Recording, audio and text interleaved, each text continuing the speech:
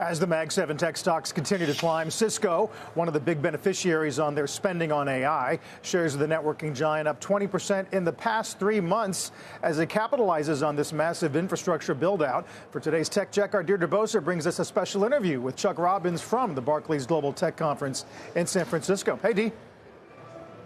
Hey, Carl. Good morning. He's sitting right here beside me. Chuck Robbins, welcome to Tech Check. It's great to finally have you. It's great to be here. And congratulations, 40th anniversary this week. 40th anniversary, Cisco. And it's been a great 40 years, and hopefully we got a great 40 40 years left, exactly. That's right. So I want to jump right into it. I'm sure you saw this morning, President-elect Trump. He was at the New York Stock Exchange, ringing the opening bell, really a who's who of CEOs and business leaders in attendance, all cheering him on. How are you feeling about the incoming administration? A lot of those CEOs were at the Business Roundtable meeting yesterday in D.C.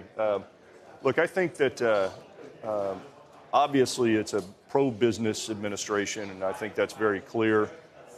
There's a lot of important things that they need to get done for the country in 2025. And, you know, I think there's a few differences that we should think about from the first administration with President-elect Trump. Number one, I think he's been there before. Yep. Number two, he's building a team very quickly. He's building a team of people he knows and trusts, and I think they'll stay in place a little more consistently through this. And they're very focused right now on actually working on the issues that they want to execute against as rapidly as they can in 25. So I think the business community is generally upbeat. We had the new business roundtable CEO confidence survey came out last week, and it was up like 8 or 9 points.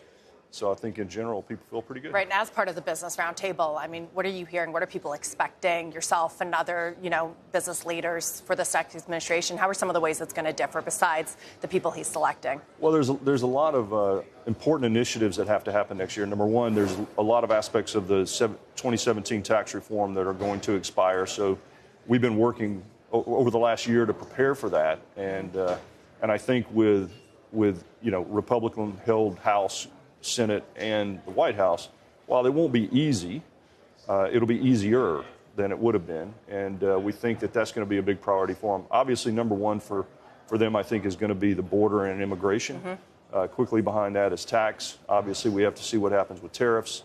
But there's a lot to work on. Let's talk about your own Cisco's federal business, which has been under some pressure this year, some delays. Are you expecting some relief next year, given all the factors you just talked about? Yeah, we'll see. I think, look, we just had one tough quarter. And federal has been one of those segments for us that has outperformed year after year, regardless of what was happening in the rest of the business. Right. U.S. public sector just seemed to be really solid. So the team's done a great job. I think on the earnings call, we said we expect the second half of our fiscal year for it to recover, which would be February through the end of July.